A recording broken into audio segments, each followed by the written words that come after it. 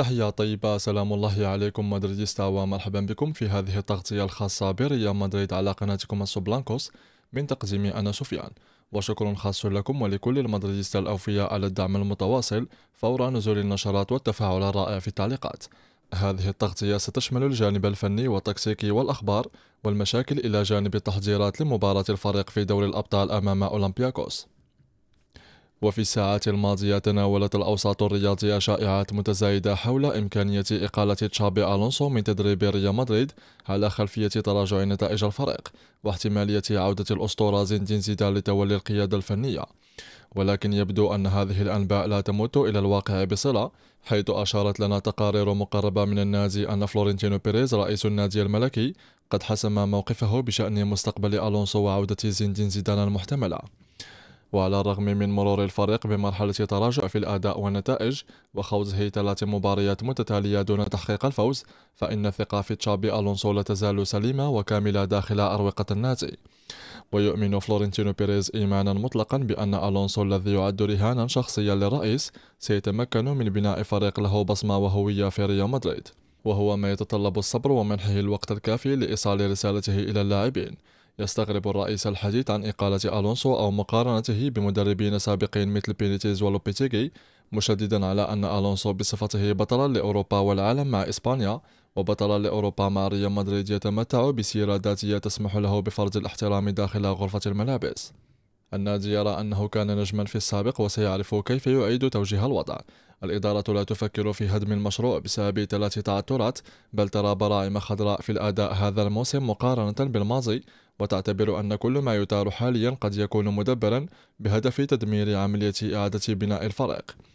وفيما يخص زين الدين زيدان الذي يتمتع بعلاقة ممتازة مع فلورنتينو بيريز وحقق نجاحات باهرة في فترتيها السابقتين، فإن عودته ليست في ذهن النادي في الوقت الحالي.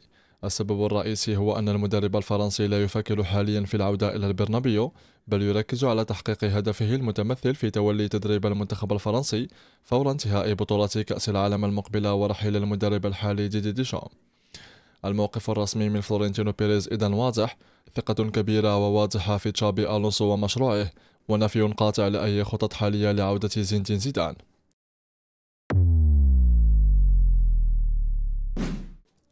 وفي ظل التساؤلات المستمرة من جماهير ريال مدريد ورئيس النادي فلورنتينو بيريز حول الإصرار على إشراك رودريغو في التشكيلة الأساسية رغم تراجع مستواه بشكل لافت هذا الموسم، كشف المدرب تشابي ألونسو عن الأسباب التي تقف وراء قراره. وقد شهدت مباراة الأحد أمام إلتشي عودة رودريغو إلى التشكيلة الأساسية مرة أخرى على حساب مواطنه فينيسيوس، بالرغم من أن مساهمة النجم البرازيلي لم ترقى إلى المستوى المطلوب. وأوضح تشابي ألونسو للأعضاء القياديين في الإدارة ولفلورنتينو بيريز شخصيا الأسباب الفنية لاستمراره في منح الثقة للبرازيلي، موضحا: أحتاجه لأنه من بين اللاعبين المهاجمين، وهو الذي يملك أكبر قدر من الموارد في المباريات المغلقة على صعيد التمرير المتبادل واللعب الجماعي. ويرى ألونسو أن رودريغو لا يزال يحظى بإمكانات كبيرة، ويستند قراره إلى الثقة المطلقة في أنه سيستعيد أفضل نسخة من مستواه.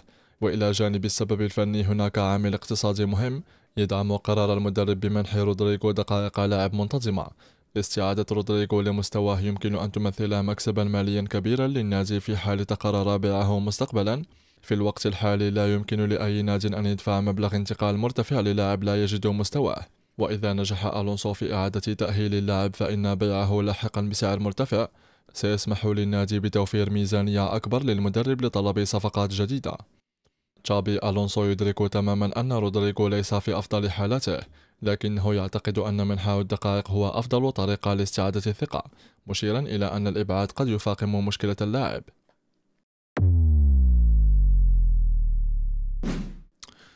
في الجانب الفني يواجه تشابي ألونسو واحدة من أعقد معضلاته منذ وصوله إلى ريال مدريد، وهو كيف سيجمع بين مبابي وبيلينغهام وفينيسيوس دون أن يفقد الفريق توازنه.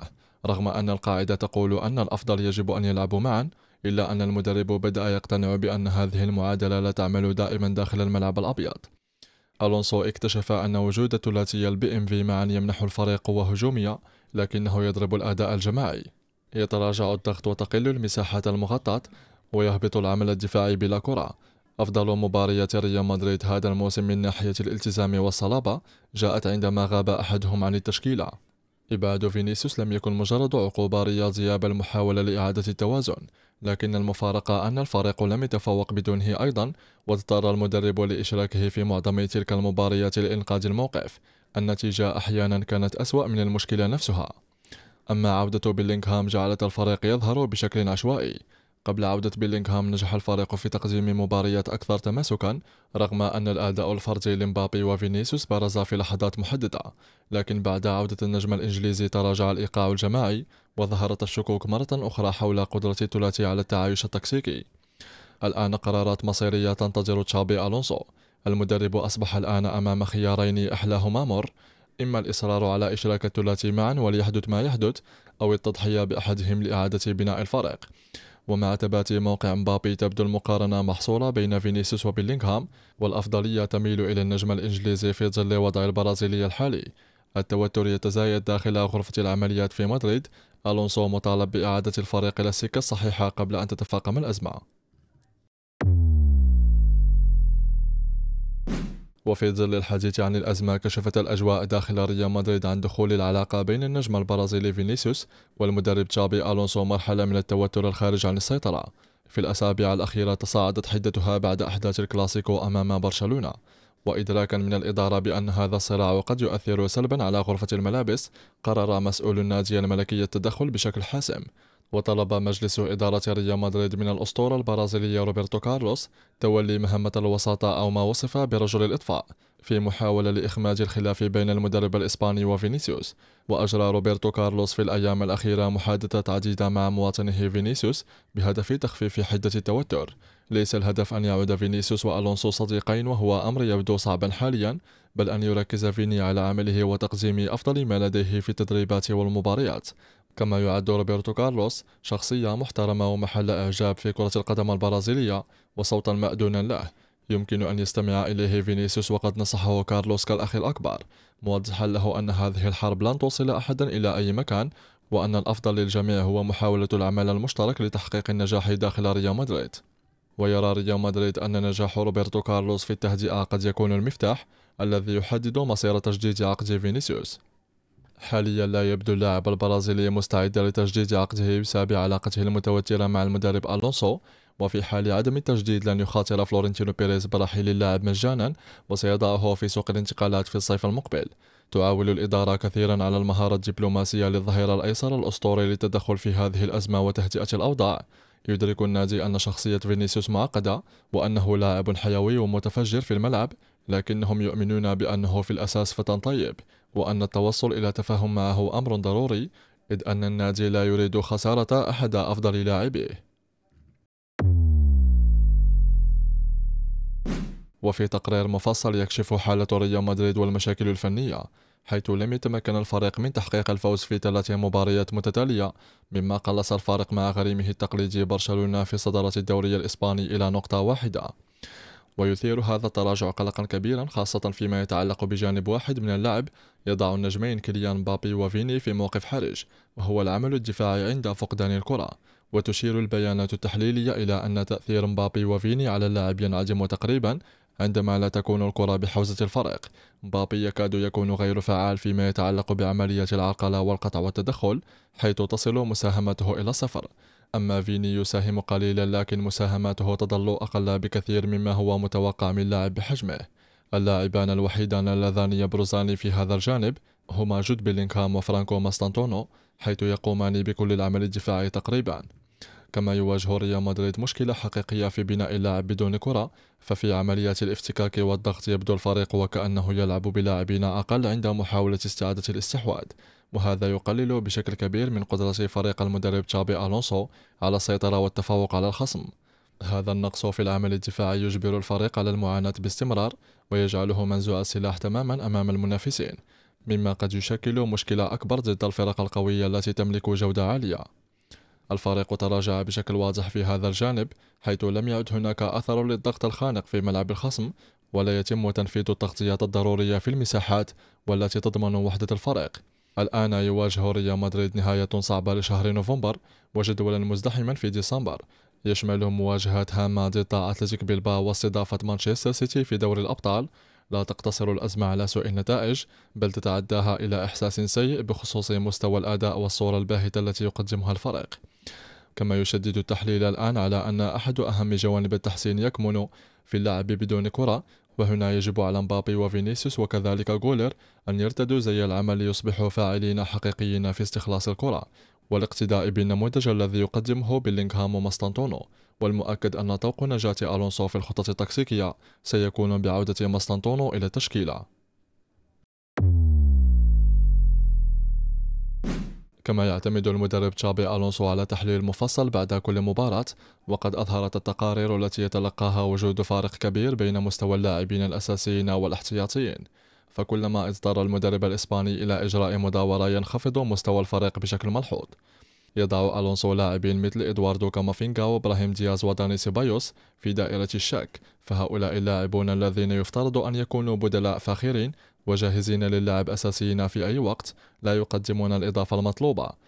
عدم تقديم البدلاء لأداء قوي لا يضع ضغطا كافيا على التشكيلة الأساسية، مما يقلل من التنافسية اللازمة لرفع مستوى الفريق بشكل مستمر. تظهر هذه الحالات بالإضافة إلى تراجع مستوى رودريغو الذي لم يعد اللاعب الحاسم الذي يقلب المباريات أن ريال مدريد يواجه مشكلة كبيرة في إيجاد الحلول من دكة البدلاء. لهذا السبب أكد ألونسو على ضرورة أن يخطو البدلاء خطوة إلى الأمام، وطالبهم بتقديم أداء يجبره على التردد في اختيار التشكيلة الأساسية للمباريات الهامة المقبلة، وفي مقدمتها لقاء مانشستر سيتي في دوري الأبطال. فصعود مستوى البدلاء يعني رفع مستوى التنافسية الكلية داخل الفريق والتغلب على المشاكل الحالية.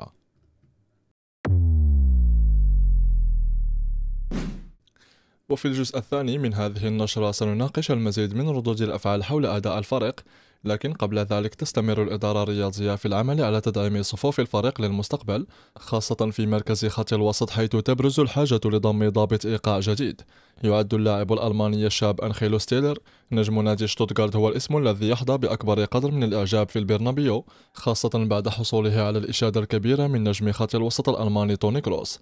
وأكد المدير الرياضي لنادي شتوتغارت ردا على الشائعات: لديه عقد مع ناو من السابق لأوانه التكهن حول مستقبله. بالتأكيد هناك نادي أو ناديان قد وضع أعينهما عليه، إنه يقدم موسما استثنائيا ربما سيلعب في كأس العالم، سنرى، نحن سعداء بوجوده معنا. وتشير التقارير إلى أن أحد هذين الناديين هو ريال مدريد، بينما ينتمي النادي الآخر إلى الدوري الإنجليزي، ما يضع ضغطا على فلورنتينو للتحرك بسرعة لضمان التعاقد مع هذه الجوهرة الألمانية.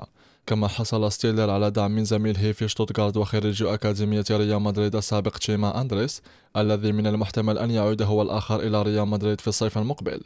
وصف أندريس إمكانية ستيلر قائلا: داخل الملعب هو حجر الأساس في شتوتغارت، هو القائد وهو من يدير اللعب، الفريق يلعب بالطريقة التي يريدها، إنه لاعب مذهل وليس فقط بالكرة، بل إنه رائع في الدفاع أيضا، لديه المستوى الكافي للانتقال إلى فريق من الصفوة بلا شك. وتسلم النجم الفرنسي كيليان مبابي مهاجم ريال مدريد جائزة البيتشيتي التي تمنح لأفضل هداف في الدوري الإسباني عن موسم 2024-25، وقد تسلم مبابي الجائزة من مدير صحيفة ماركا خوان إغناسيو غاياردو بعد أن تصدر قائمة الهدافين ب31 هدفا. وعبر مبابي عن سعادته بهذا التتويج موجها الشكر لزملائه في الفريق وإدارة النادي. شكرا لصحيفة ماركا على هذه الجائزة، وشكرا لريال مدريد والفريق بأكمله، لأنه لولاهم لما كنت لأحقق هذا الإنجاز. إنه لشرف لي وأنا سعيد للغاية، أتمنى أن أفوز بالعديد من الجوائز الأخرى. بانضمامه إلى قائمة الفائزين بالبيتشيتي أصبح كيليان مبابي اللاعب ال15 من ريال مدريد الذي يتوج بلقب الهداف التاريخي للدوري الإسباني، لينضم إلى قائمة أساطير النادي التي تضم دي ستيفانو وبوشكاش وهوغو سانشيز، راول وكريستيانو رونالدو وكريم بنزيما وغيرهم. هذا وقدم ألفارو بينيتو قراءة معمقة لوضع النادي. أشار بينيتو إلى أن الفريق رغم تصدره للليغا وتواجده في المراكز الثمانية الأولى بدور الأبطال يمر ببحر من الشكوك، مؤكدا حدوث تراجع في الأداء منذ مباراة ليفربول. صحيح أن الفريق مع الكرة كان لا يزال ينقصه المزيد من التنوع والعمق، لكن منذ مباراة ليفربول حدث تراجع كبير. لقد عدنا إلى نقطة البداية، أليس كذلك؟ يبدو أن أيا مما تم تطبيقه لم يترسخ، والآن الفريق بصراحة هو بحر من الشكوك. كما أشار بينيتو إلى أن الفريق كان جيدا دفاعيا، حتى قام تشابي ألونسو بتغيير الهيكل والتشكيلة، وبعد ذلك بدأت المعاناة الدفاعية. وانتقد بينيتو والفريق لارتكابه أخطاء تكتيكية تعتبر أساسية في كرة القدم الحديثة، وهي أخطاء لا يمكن لناد بحجم ريال مدريد أن يرتكبها. وأوضح بينيتو مشكلة التفاهم بين لاعبي الأجنحة والوسط قائلا: إذا كنت تلعب بظهيرين متقدمين وهما لا يمتلكان مهارة المراوغة، فعندما تلعب الكرة في الجانب الخارجي يجب على اللاعبين القادمين من العمق أن يقوموا باختراقات مستمرة من الداخل إلى الخارج لدعم العمق. ولم يحدث ذلك تقريبا طوال المباراة باستثناء لقطة واحدة لكاريراس. ثم أضاف: بالنسبة لي هذا يعتبر قاعدة أساسية. عندما يتقدم الظهير بالكرة من الخارج، إذا لم يكن لديك جناح أمامه يجب أن يقطع أحد لاعبي الوسط أو المهاجم الصريح إلى العمق. هذا من أبجديات كرة القدم إذا كنت تريد تحقيق بعض الاتساع والعمق. وأكد بينيتو أن الأداء المتراجع لا يعود سببه إلى المدرب وحده، مشيرا إلى أن هناك أخطاء فردية ومجهودا بدنيا غير كاف من بعض اللاعبين. ووجه انتقادا مباشرا لفيدريكو فالفيردي وإدواردو كامافينغا بسبب الهدف الثاني الذي سجل في مرمى ريال مدريد أمام إلتشي. في الهدف الثاني هناك أمر مقلق للغاية، فبعد أن وصلت الكرة إلى المهاجم في وضع الانفراد، ورغم أن فيدريكو فالفيردي قد دخل للتو إلى الملعب كبديل، إلا أن حكم المباراة سبقه في سباق الجري. كما أشار إلى أن كامافينغا كان يعود بخطوات بطيئة خلال عملية الارتداد الدفاعي، مؤكدا: هناك أشياء في اللعب تتعلق بالموهبة وأخرى بالتدريب، لكن هذا يبدو لي أمرا مفاجئا. أعتقد أن هناك تراجعا واضحا للغاية في أداء الفريق. بالعودة إلى موضوع الانتقالات وبالإضافة إلى الاهتمام الكبير بنيكو باس، يراقب النادي لاعبا آخر في صفوف كومو الإيطالي. إلى جانب صانع الألعاب نيكو باس الذي كان مطروحا لتعزيز صفوف تشابي ألونسو، يبرز اسم المدافع الشاب جاكوبو رامون. انتقل رامون إلى نادي كومو هذا الصيف مقابل 2.5 مليون يورو، لكن فلورنتينو بيريز ضمن لنادي ريال مدريد 50% من حقوق اللاعب، بالإضافة إلى حق الأفضلية عند البيع. يبلغ رامون من العمر 20 عاما، ويدخل ضمن خطط ريال مدريد لتعزيز الخط الخلفي في الموسم المقبل، خاصة في محور الدفاع. وسجل جاكوبو رامون ونيكو باز هدفين مساء الأمس في الانتصار الكاسح لنادي كومو ب5 أهداف مقابل هدف واحد على تورينو. سجل جاكوبو الهدف الثالث بضربة رأسية، بينما سجل نيكو باز الهدف الرابع. ويمكن لريال مدريد أن ينجز عملية ممتازة في عام 2026 من خلال إعادة كل من نيكو باز وجاكوبو رامون إلى النادي. نيكولاس يعد عنصرا أساسيا في كومو، وقد سجل هذا الموسم 5 أهداف وقدم تمريرتين حاسمتين. يمتلك ريال مدريد خيار إعادة شرائه نهاية هذا الموسم مقابل 9 ملايين يورو فقط، أو 10 ملايين يورو في عام 2027. كما أن جاكوبو رامون يتمتع بنفس وضعية نيكو باز، حيث يمتلك النادي بند إعادة شراء، ومواصلته للتألق تزيد من أسهمه للعودة إلى الفريق الأول. وإلى جانب الثنائي الموجود في كومو، يراقب ريال مدريد لاعبا آخر من الأكاديمية، وهو تشيما أندريس لاعب خط الوسط الدفاعي الذي انتقل هذا الصيف إلى نادي شتوتغارت الألماني، وأثبت نفسه بسرعة في تشكيلة الفريق متألقا في البوندسليغا. ينظر إلى أندريس كخيار مثالي في مركز الفرنسي أوريلين تشواميني، الذي يعد لاعب الارتكاز الصريح الوحيد المتاح لتشابي ألونسو.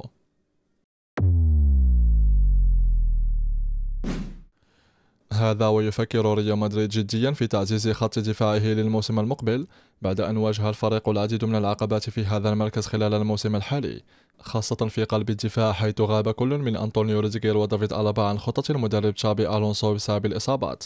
ويعد الفرنسي إبراهيم كوناتي مدافع ليفربول أحد المرشحين الأقوياء للانضمام إلى النادي الملكي كصفقة انتقال حر في صيف 2026.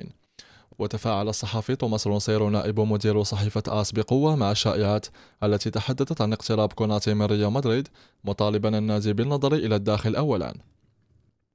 وأبدى رونسيرو رفضه لصفقة كوناتي المحتملة قائلا: أقل من كوناتي والمزيد من أسينسيو، فلنهتم بأبناء النادي الملتزمين حتى الموت على الأقل. أنصح بالنظر إلى الموسم الباهت الذي يقضيه الفرنسي في ليفربول.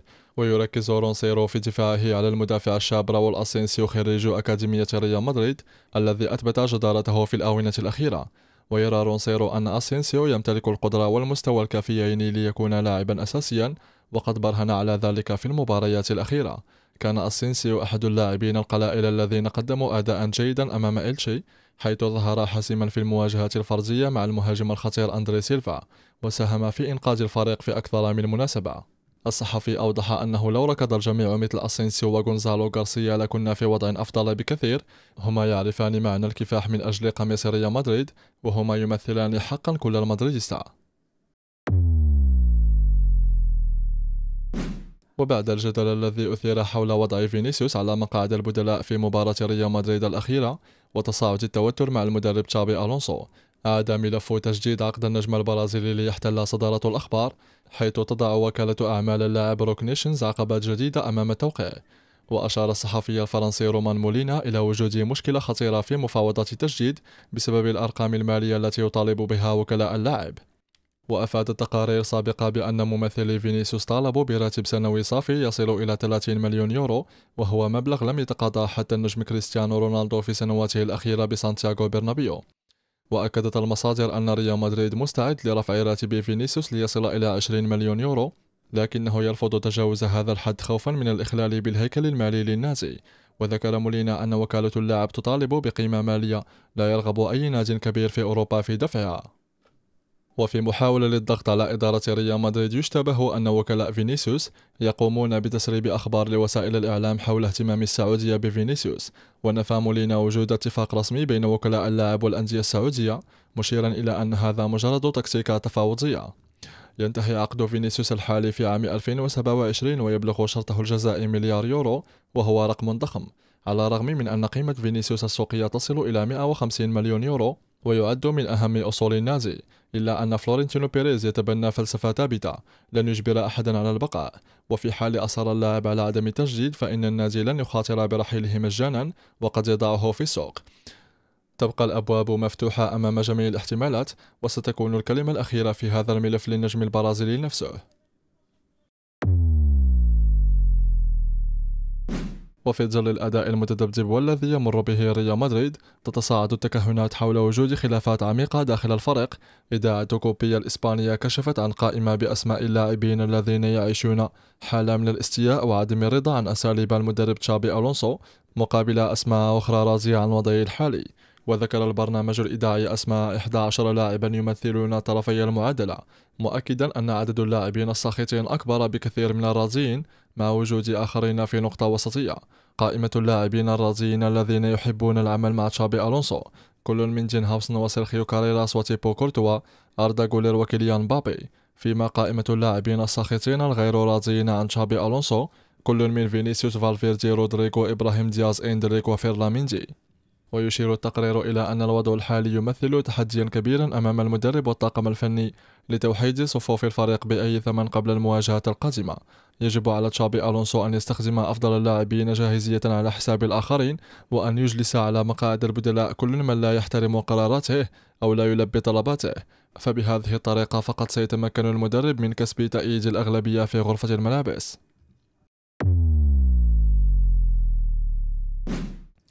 وأصدر ريال مدريد بيانا طبيا رسميا أعلن فيه تشخيص حالة اللاعب كورتوا، مشيرا إلى أنه لن يسافر مع البعثة إلى اليونان لمواجهة أولمبياكوس غدا الأربعاء. وأكد البيان الطبي أن كورتوا يعاني من التهاب فيروسي مع وحاد، وأنه سيغيب عن الرحلة إلى أثينا، ولا يتوقع أن يكون غياب الحارس البلجيكي لفترة طويلة، ما يبعث على الطمأنينة في أوساط جماهير ريال مدريد، رغم أن غيابه يعد خسارة مؤثرة عشية المباراة، خاصة بعد تتابع النتائج السلبية للفريق ب3 مباريات دون فوز.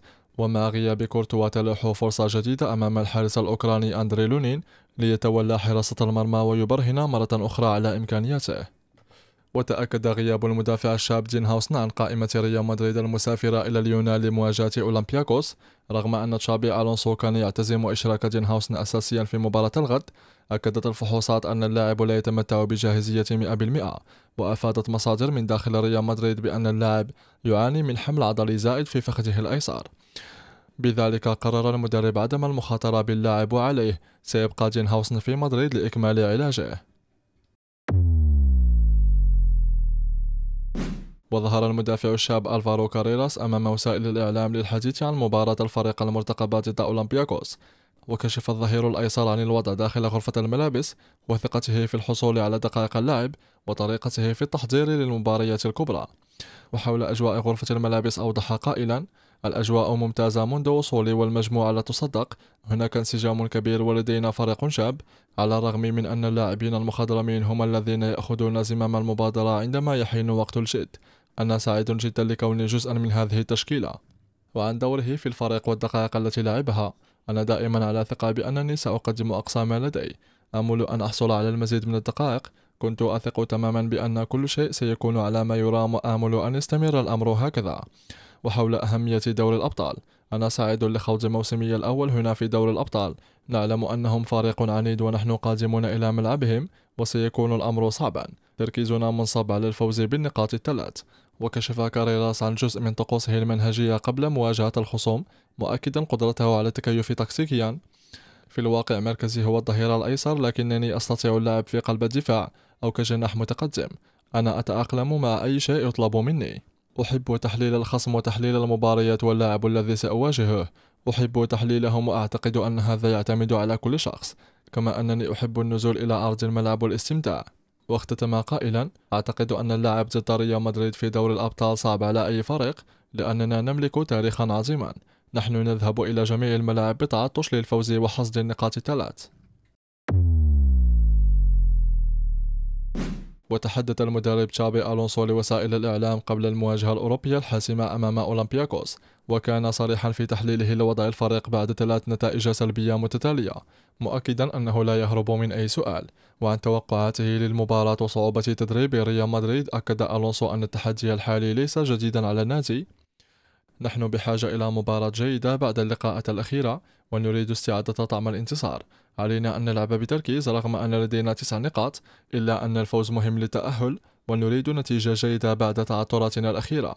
وعن صعوبة المهمة، الأمر يسير كما توقعت ويتطلب جهدا كبيرا.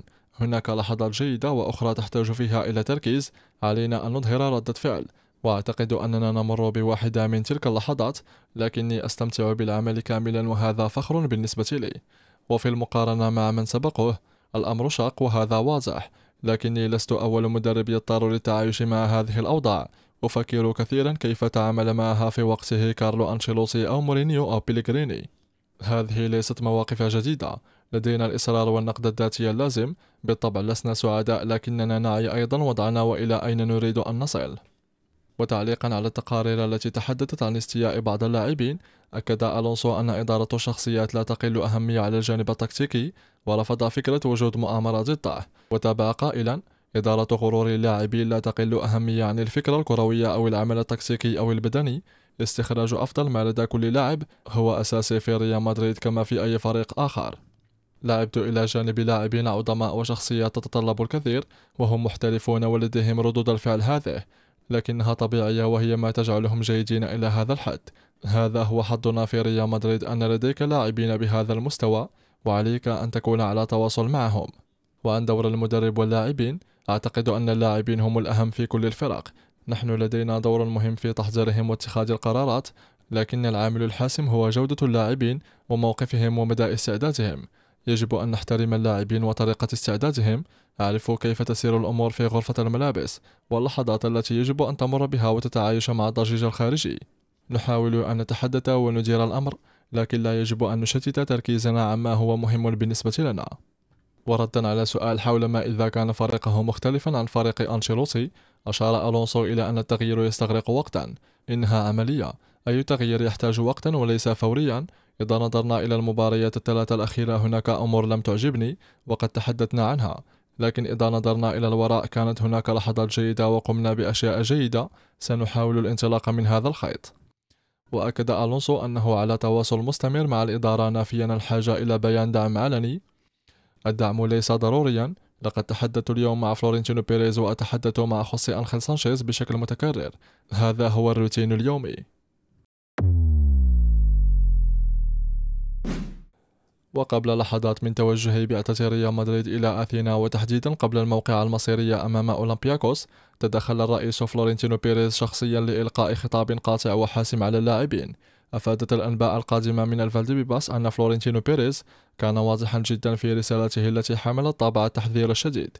في ظل سلسلة التعثرات الأخيرة التي وصلت إلى 3 مباريات متتالية دون تحقيق الفوز، وهو ما خلق حالة من القلق الداخلي وتداول أنباء عن أزمات تلوح في الأفق. وكانت الخلاصة مدوية لخطاب الرئيس هي: من الأفضل لكم أن تفوزوا في اليونان، يجب أن نكون ضمن الثمانية الكبار في أوروبا. هذا الخطاب القوي يهدف بشكل رئيسي إلى غرس الرغبة في نفوس اللاعبين للانتصار، وبالتالي تهدئة العواصف التي بدأت تحيط بمشروع المدرب تشابي ألونسو. الإدارة العليا لا تنسى أن النتائج هي التي تحدد مسار الموسم، وعلى اللاعبين إدراك أن الجماهير غاضبة ومحبطة وتتوقع منهم رد فعل فوري في الملعب.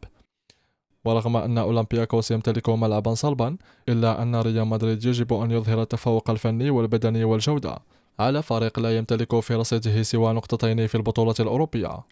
بهذا نختتم هذه التغطية. شكرا لكل من تابع معنا إلى غاية اللحظة. شكرا لكم أيضا على كل الدعم مدريديستا. ألقاكم على خير في قادم النشرات. سلام الله عليكم ورحمته وبركاته.